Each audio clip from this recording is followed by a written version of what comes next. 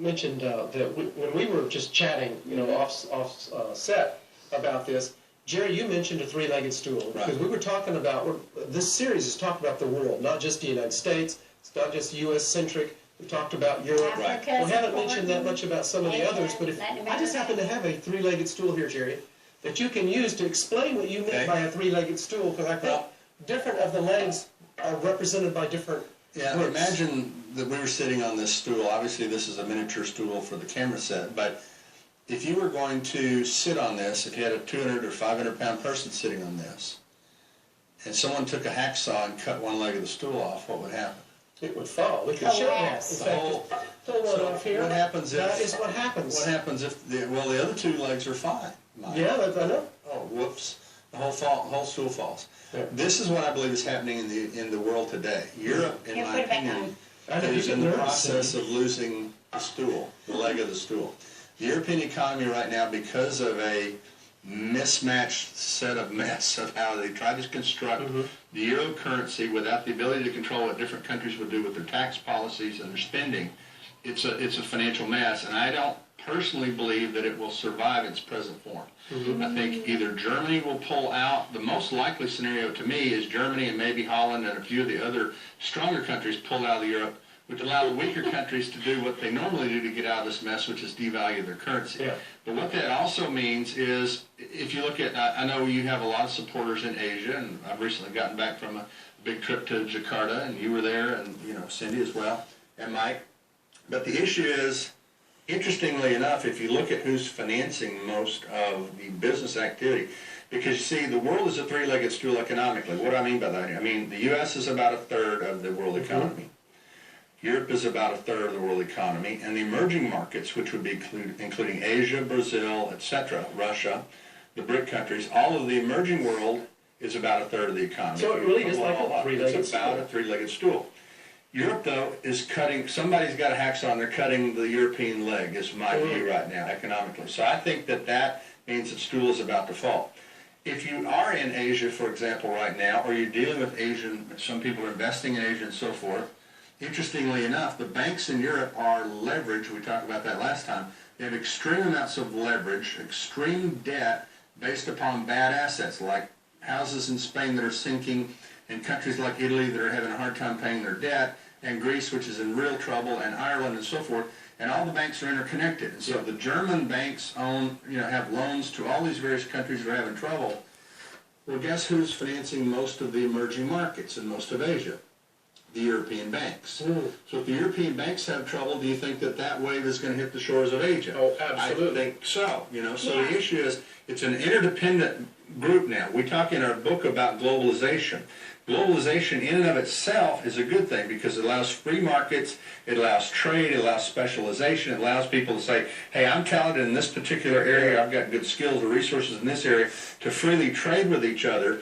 But when you become interdependent like that, and then you get massive amounts of debt that build up in the system, and extreme greed, unfortunately, is kind of what drove all this stuff, then you're going to have trouble on a global scale, not just on a regional scale. So, as we talked about the three, then we have Brazil, we have a lot of that other in Latin America. See, they're growing, and they're having great growth in Brazil. They're having great growth in places like Indonesia, which is the fourth largest country in the world. But what's happening in Europe is affecting them now, because they export their products to Europe.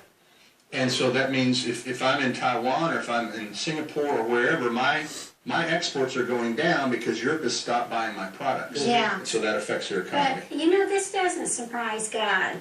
There's a prophet named David Wilkerson, and he wrote a book that was published in 1974, and he prophesied a lot that's going on. Listen to some of this. Yeah, Cindy, it's like reading the newspaper. Yeah. It's been astounding to listen to this. Yeah, actually, Jerry reminded us of this. Social aid programs will be cut back and curtailed, with minority groups affecting the most. Curtailment of many government projects will create widespread unemployment among these groups. It also says people will riot. As we have austerity measures. Riots in France right now, you have riots in Spain right now, huge riots in Spain and in Greece. So the issue is this part of it is already starting in Europe. If we don't get out now, this part of the wall. And many prophets have said that. I mean, through the years, we've met with these prophetic councils over and over, different